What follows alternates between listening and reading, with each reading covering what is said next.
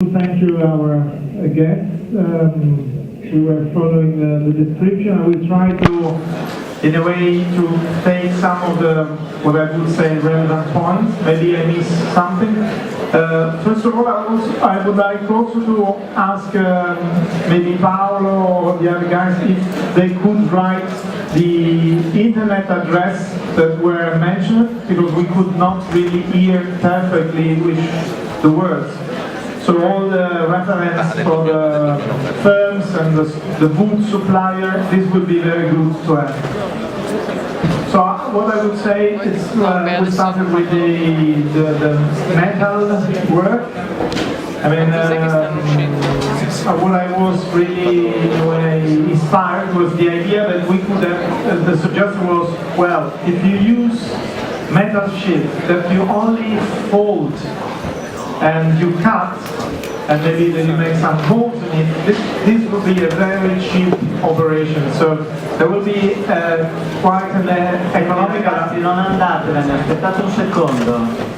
Scusa Gennaro. Fermi tutti.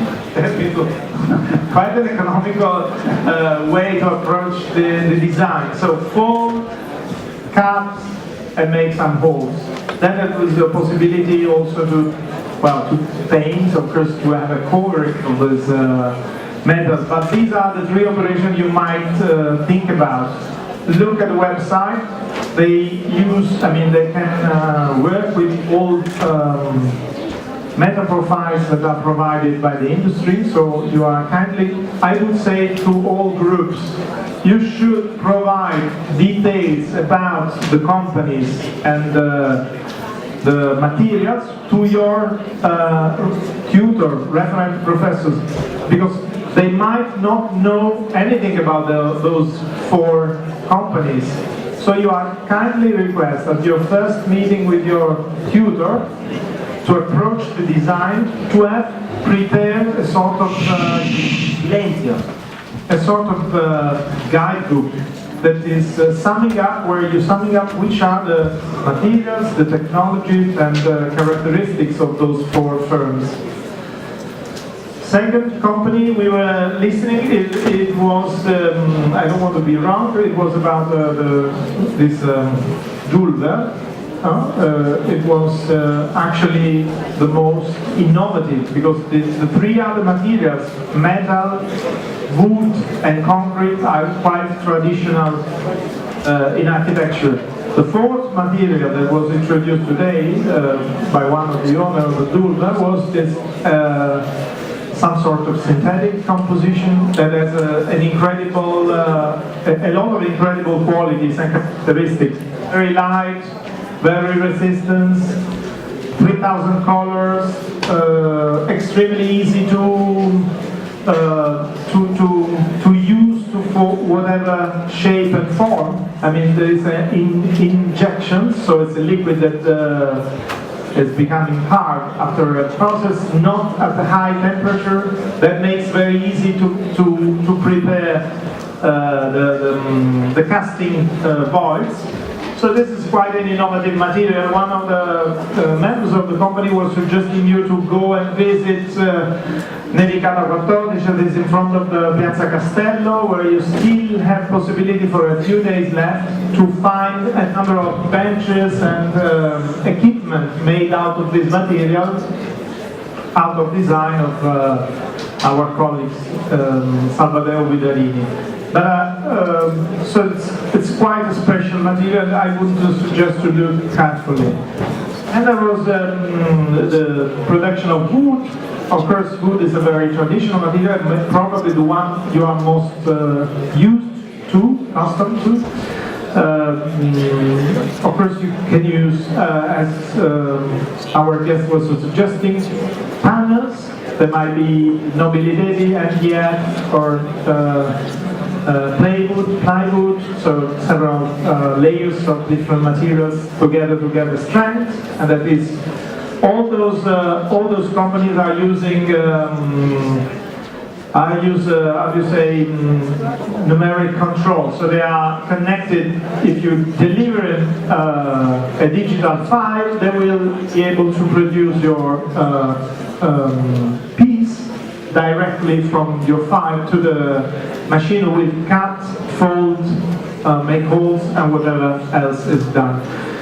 The wood, of course, the recommendation was to visit also the suppliers. So the company will supply the wood to the firm that will work. Then you will get those email, not website addresses. And actually, the wood is also was stressing the point between wood inside and wood outside. Different quantities to be chosen, different treatment of the surface in order to resist to humidity, water, and so on. And last but not least was actually the most architectonic of the material, from the concrete, so that, from last century,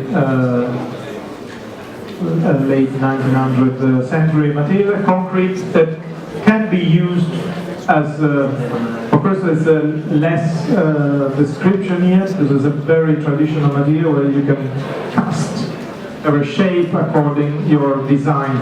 And again here I think the question is about texture. Which kind of finishing you want to have? What kind of grain, texture, patterns? How to very wide, very thin, very deep, with a lot of stones, casting inside different kind of innards.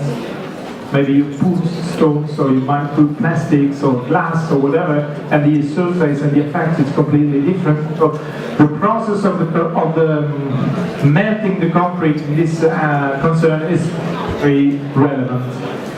Okay, thank you so much. Then as also our guests were suggesting, we were waiting for direct questions from groups to the producer. Ok, solo un'informazione veloce mentre pensate a che domande fare, mi riferisco ovviamente a entrambe le aule.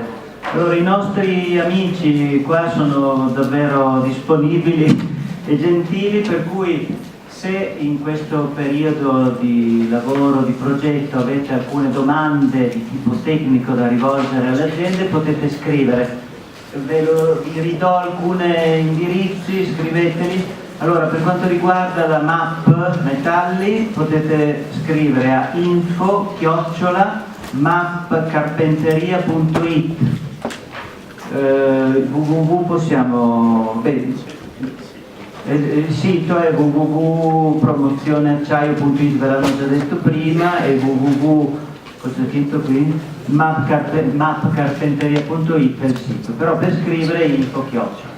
Per quanto riguarda la parte del legno, stefano@gdlissone.it. Per quanto riguarda il Dulver, info@dulver.ch. E per quanto riguarda l'azienda che produce opere in cemento, info@gvsrl.com. Non uccideteli di mail, se c'è necessità di chiedere qualche cosa.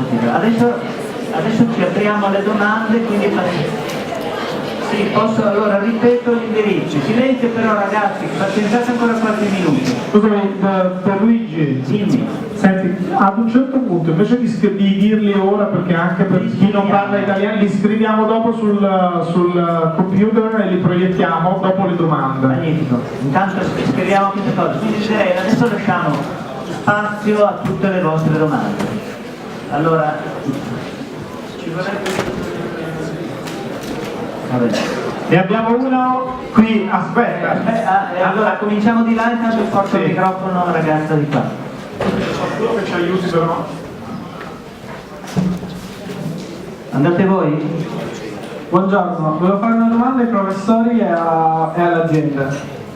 Il nostro progetto come si deve comportare rispetto alla durabilità? Cioè deve essere facilmente montabile, smontabile, trasportabile, e se sì, come i materiali si comportano con queste caratteristiche? Ad esempio l'azienda che lavora l'acciaio lavora solo per fusione, oppure ci sono anche dei pezzi che possono essere facilmente montabili e smontabili?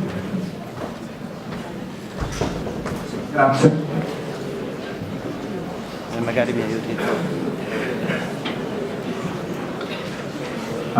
Rispondo alla domanda. Vabbè, la nostra azienda lavora diciamo su piccola scala e su grande scala, quindi i componenti hanno dimensioni variabili. Un esempio possono essere dei componenti per i parapetti che quindi hanno dimensioni contenute fino a colonne di strutture portanti che arrivano al consentito trasportabile 12 metri per 2,5 metri di larghezza, quindi per quello che riguarda la vostra progettazione credo che non ci sia alcun tipo di problema, sia di dimensioni che di trasporto. Poi il componente, come dicevo prima, può essere pensato bullonato, avrà una serie di pezzi, oppure può essere un componente tra virgolette monolitico, quindi composto da vari profili che possono essere tubi, tondi, profilati, aperti o chiusi, e lamiere, quindi un componente assemblato in officina, saldato di dimensioni trasportabili su diciamo un camioncino, quindi 2,5 metri di larghezza per un'altezza di 2,5 metri e una lunghezza, ma non credo che sia magari questo, per una lunghezza massima di 12 metri, però magari all'interno dei vostri spazi potrebbe essere un po' troppo invadente, ecco. Do anche una risposta per quanto ci riguarda. Nel bando non abbiamo chiesto che il progetto abbia delle particolari caratteristiche di montabilità o di smontabilità. Certo è che se poi il progetto prevede questo può essere un elemento di ulteriore giudizio positivo rispetto al progetto.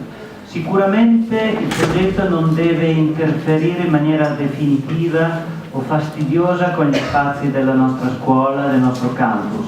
Quindi deve possedere una specie di